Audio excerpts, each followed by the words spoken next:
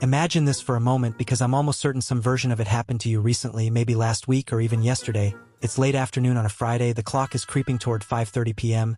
You've just survived another exhausting 40-something hour workweek, your body is technically moving, maybe you're sitting behind the steering wheel or swaying inside a crowded train carriage, but your mind feels like static, like every thought has been drained out of you, and the idea of doing anything productive when you get home feels impossible, cooking feels overwhelming, cleaning feels unbearable, even deciding what to eat feels like climbing a mountain. So instead you open your phone, scroll through a delivery app, tap a few buttons without thinking, and 30 minutes later you've spent $40 or $50 on food you didn't even really crave, just something easy, something fast, something that requires zero effort. Then you get home, drop your keys on the counter, loosen your shoes, open a drink to take the edge off the day, sink into the couch, and let a random show autoplay in the background, not because you love it, but because you don't want to think anymore. And you tell yourself the same comforting sentence everyone repeats like a ritual. I deserve this, I worked hard all week. And it feels justified in the moment, like a small reward for surviving the grind. But what if I told you that this tiny, harmless routine isn't a reward at all? What if it's actually part of a hidden system quietly draining your money and your life at the same time? Because here's the uncomfortable truth nobody talks about, that $45 dinner wasn't just $45, it's not just food.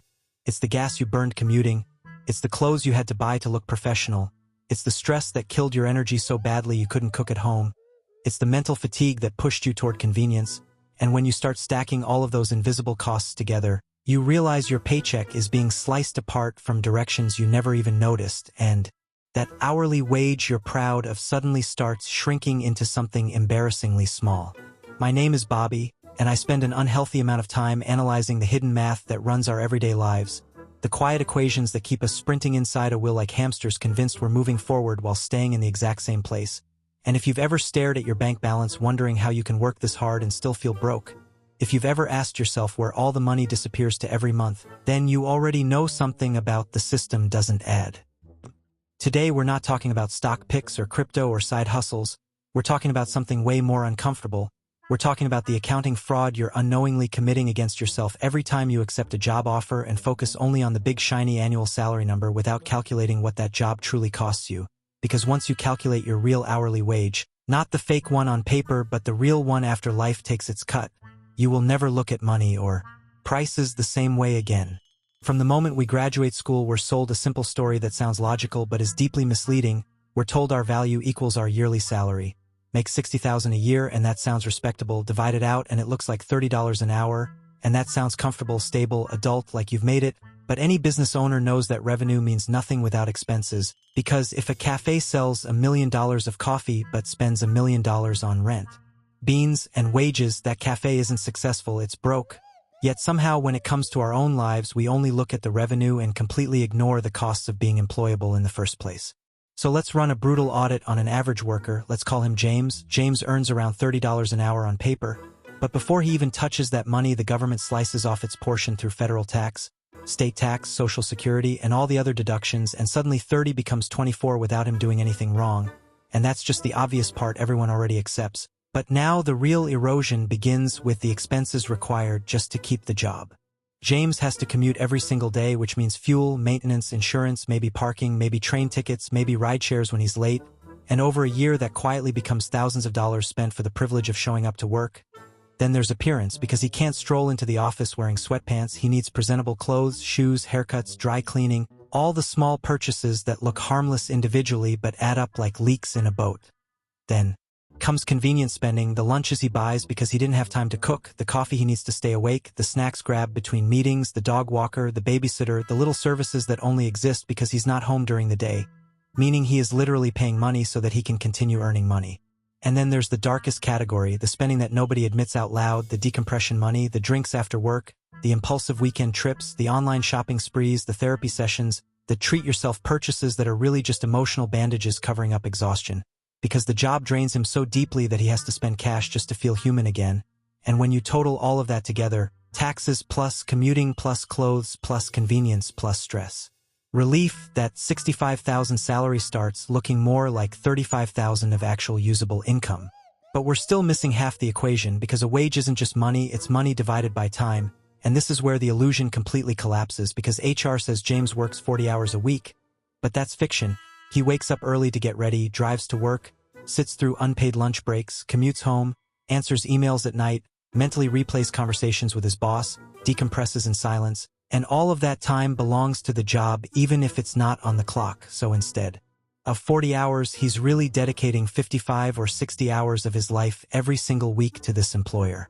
Now take that smaller income and divide it by those larger hours and do the real calculation, and suddenly the impressive $30 an hour evaporates like smoke. And James isn't earning 30, he's earning 10, maybe 8, sometimes even less, which means the teenager flipping burgers down the street who walks to work and leaves stress behind might actually be making more per hour of life than the so-called professional with the office job.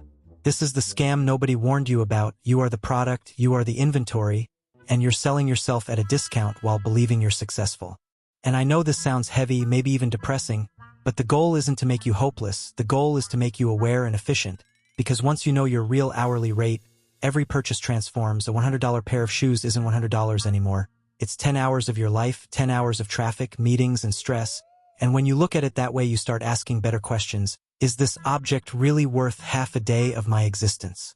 It also exposes the trap of promotions, because sometimes more money just means more costs, longer hours, pricier clothes, more takeout, higher stress, fewer evenings at home, so your bank account looks bigger but your life gets smaller. And ironically, your real hourly wage can actually go down after getting a raise. Then there's the opportunity cost, the tiny daily expenses like the $5 coffee that seem insignificant but, invested over decades, could turn into hundreds of thousands of dollars. Meaning you're not just buying coffee, you're quietly drinking away your future freedom. The system counts on you being too tired to notice any of this, too exhausted to run the numbers, too distracted to question the cycle of earning, just to spend, just to cope, just to keep earning again. So what's the answer? Quit everything and disappear into the woods? Probably not. We still live in reality, we still have bills. But the smarter move is to optimize your real hourly wage like a business would optimize profit margin. Reduce the costs of working, negotiate remote days, cook at home, shorten your commute, ignore status games, cut every unnecessary expense tied to the job, because every dollar saved there is pure freedom earned. Start treating your life like a company where time is your most valuable asset, where success isn't measured by revenue but by how much money and time you actually keep. Because someone earning $50,000 with low expenses and plenty of free hours is wealthier than someone earning $100,000 while trapped and exhausted. So this weekend, sit down calmly, run the math honestly, calculate your taxes, your commute, your stress spending, your true hours, divide everything out, and write your real hourly wage somewhere you can't ignore it, maybe on a sticky note or on your wallet, so the next time you reach for something unnecessary you remember exactly how many hours of your life it costs. We're living in a world where time is the only currency that truly matters. The wealthy buy their time back while everyone else sells theirs cheaply. So stop discounting your life, audit the numbers, cut the invisible leaks, create distance between what you earn and what you spend, because that gap is where freedom lives. And if this made you rethink your paycheck, share it with someone who looks just as tired as you, because maybe together we can finally do the math and step off the wheel for good. And once you truly see it, once you stop looking at money as numbers and start seeing it as slices of your lifespan being traded away piece by piece, something inside you shifts permanently, because you begin to understand that every purchase, every obligation, every yes you give to something you don't even care about is not just financial, it is existential. It is literally a trade of your finite hours on this planet for something that often doesn't even make you happier for more than a few minutes. You start noticing strange things that used to feel normal, like how you wake up tired on Monday already counting the days until Friday. Like how Sunday evenings carry that quiet anxiety in your chest as if your freedom has an expiration date.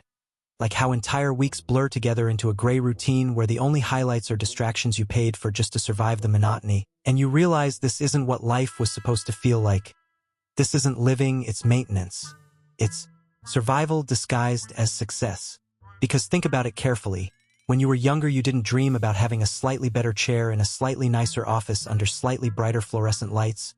You dreamed about time, time to explore, time to create, time to love, time to breathe without feeling rushed. Yet somewhere along the way the system convinced you that sacrificing all your time now for the promise of later was normal.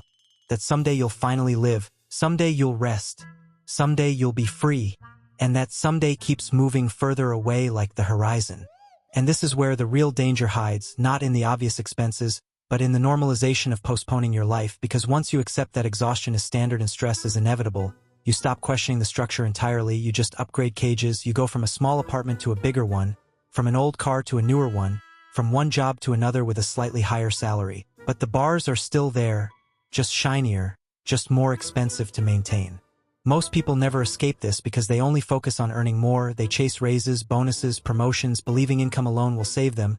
But income without efficiency is just heavier chains. Because if your lifestyle inflates at the same speed as your paycheck, you're not advancing, you're just running faster on the same treadmill, burning more energy without moving an inch forward. So the real game isn't about making more money, it's about buying back your time. It's about designing your life so that each hour you work gives you maximum freedom instead of maximum fatigue. It's about asking a radically different question than everyone else. Not, how can I earn more? But, how little do I actually need to live well? And how can I structure my life around that number? Because when you lower the number, everything changes. Suddenly you don't need the stressful job with the long commute. Suddenly you don't need the fancy apartment to impress people you don't even like. Suddenly you don't need to say yes to every overtime request. And with each thing you remove, you feel lighter, like you're cutting ropes that were tied around you for years without you realizing it. And ironically, the less you need, the more powerful you become, because the person who needs very little cannot be controlled easily. They can walk away from bad jobs, bad bosses, bad deals. They can say no without fear. They can protect their energy, while the person drowning in bills is forced to tolerate everything, forced to smile through disrespect, forced to trade dignity for a paycheck. Freedom isn't about luxury, it's about leverage. It's about having enough margin in your life that you're not desperate, because desperation is what traps people in cycles they secretly hate. Imagine waking up and not rushing. Imagine starting your day slowly, making your own coffee, moving your body, choosing what to work on instead of reacting to emails. Imagine finishing your tasks in 4 or 5 focused hours and then having the rest of the day to read, build something, spend time with people you love, or simply exist without guilt. That version of life isn't a fantasy reserved for the rich. It's often just the result of someone who learned how to protect their time like it was gold. And protecting your time sometimes means uncomfortable decisions, like saying no to social pressure, like refusing lifestyle upgrades everyone else expects, like admitting you don't need half the stuff you thought you did. Because minimalism isn't about deprivation, it's about clarity.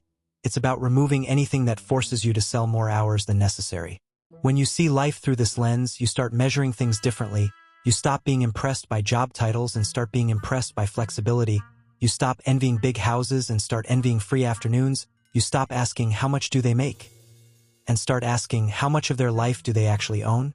Because the ultimate wealth isn't money sitting in a bank account. It's control over your days. It's waking up without an alarm. It's not feeling dread on Sunday night. It's being able to take a random Tuesday off without your world collapsing.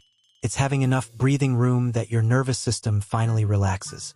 And maybe you can't change everything overnight. Maybe tomorrow you still have to clock in and sit in the same chair.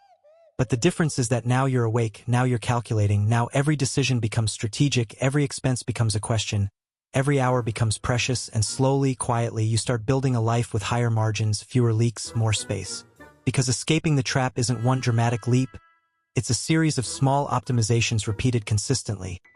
A cheaper habit here, a shorter commute there, one extra saved dollar, one extra reclaimed hour, and over months and years those tiny adjustments compound just like interest, until one day you look back and realize you're no longer sprinting on the wheel, you're walking calmly beside it, watching everyone else run. And that's the moment you realize something powerful. You were never truly broke, you were just miscalculating, you were never trapped by fate, only by math you hadn't questioned yet. And once you understand the numbers, once you see the trade-offs clearly, you stop being a victim of the system and start becoming an architect of your own time. So don't just chase money, chase margin, chase breathing room, chase days that feel slow and intentional. Because at the end of your life, no one wishes they had answered more emails or attended more meetings. They wish they had more mornings, more conversations, more sunsets, more moments that actually felt alive. And the only way to get those is to stop selling your hours cheaply and start guarding them like they're the most valuable thing you own, because they are. And if this message hits a little too close to home, if you felt uncomfortable listening because you recognized yourself in every example, that's not failure, that's awareness, and awareness is the first step toward freedom. So take a breath, grab a pen, run your numbers, and start reclaiming your life 1 hour at a time.